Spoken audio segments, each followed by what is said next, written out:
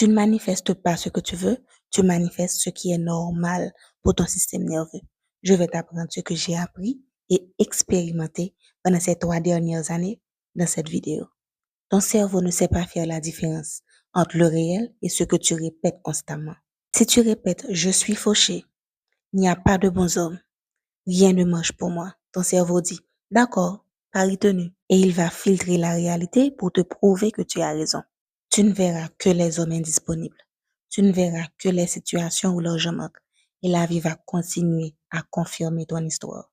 Mais écoute bien, les émotions comptent plus que les pensées. Si au fond de ton corps, tu ressens que tu ne mérites pas une belle vie, tu vas te saboter dès que quelque chose de bon arrive. Tu vas chercher le problème. Tu vas anticiper la catastrophe. Tu vas attendre que le mauvais truc arrive. Pourquoi?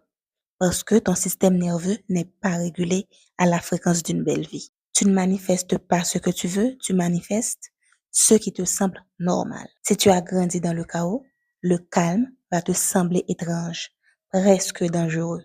C'est pour ça que certaines femmes préfèrent un bad guy à un homme stable. Elles disent le gentil est ennuyeux. Non, il est stable. Mais leur système nerveux est habitué à l'adrénaline, au stress, à l'incertitude.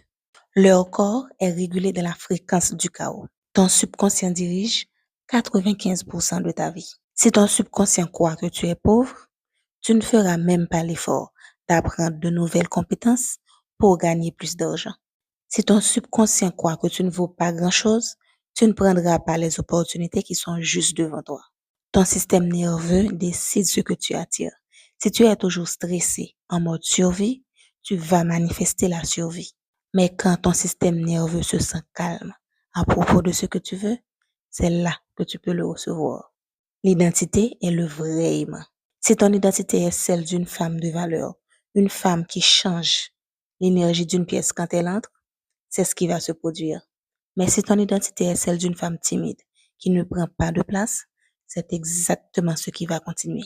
La bonne nouvelle, c'est que tu peux changer d'identité. Le cerveau te donne ce que tu lui donnes. Le cerveau apprend à travers l'imagination. Imagine une carrière magnifique.